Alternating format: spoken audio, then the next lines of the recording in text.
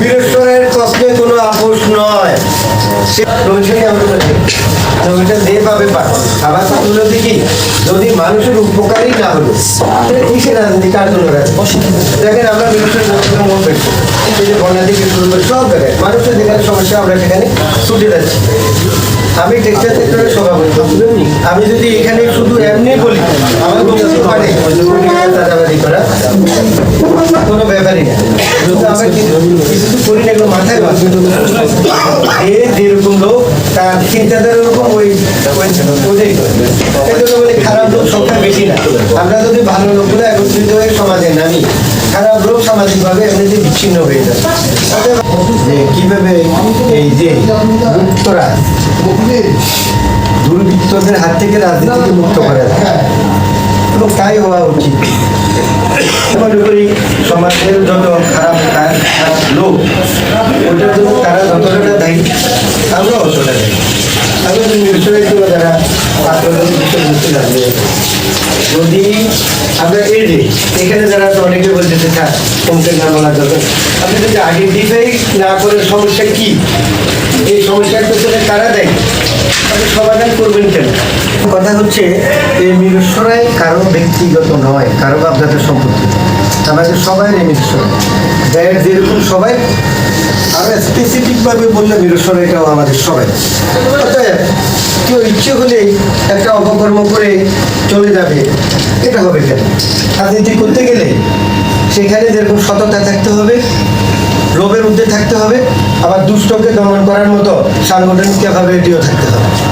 আপনি যদি একটা স্বনির্ভর এবং সুশৃঙ্খল শান্তির মিরসরাই চান, সেই শান্তিটা আপনাকে আগে চাইতে।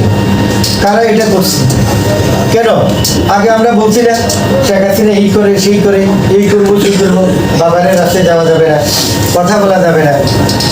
তখনও তো আমরা রাস্তায় ছিলাম, কথা বলছি না। আমাদের মতো কিছু পাগল, আমাদেরকে পাগলও বলছে যে ধরুন নিজের লাভটুকু বুঝে না গুলি করে দিলে এখন কি হইব? কেন এই ফলটনে 10 ডিসেম্বর গুলি করে নাই? কখন ভালো ছিল হয়তো বেঁধে গেছি, কেন ওখান থেকে আবার ডিডি অফিসে সারা মারে নাই? তো তাই বলে তো আমরা বলি না যে হাসিনা জিন্দাবাদ বলছি। কিন্তু এইরকম আমরা যখন একজন থেকে একজন যখন কিছু লোক রাস্তায় দাঁড়া গেল গুলি করলেও সরব না, তখন ঠিক সরছে না। অতএব এই সমস্ত ভদ্রতার মুখোশ খুলে আমাদেরকে যদি আসলে আমরা মিরসরাইকে ভালোবাসি, মিরসরাইকে চাই, তাহলে আমরা মিরসরাইয়ের জন্য কাজ করি। যদি আবার আমাদেরকে রাস্তায় রাখতে আসতে নামবো আমরা যে পাবে পা আবার হলো দেখি যদি মানুষের উপকারই না হলো কিসের রাজনীতি কার জন্য দেখেন আমরা মিরসরাইয়ের মন পেয়েছি এই যে বন্যা থেকে শুরু করে সব জায়গায় মানুষের যেখানে সমস্যা আমরা সেখানে ছুটে যাচ্ছি।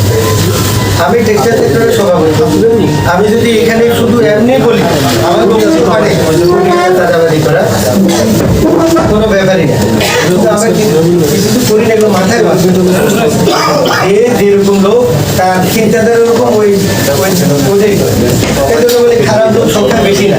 আমরা যদি ভালো লোকগুলো একত্রিত হয়ে সমাজে নামি খারাপ লোক সামাজিকভাবে এমনিতে বিচ্ছিন্ন হয়ে যায়।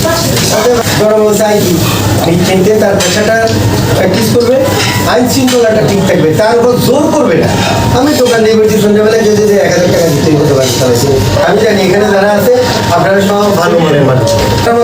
এখন শিক্ষার পরিবেশ নেই, একটাই অরাজকতা লাগাই দিচ্ছে আমাদের মধ্যে ঠিক হতে পারে না। আপনারা এগুলো কথা বলতে হবে।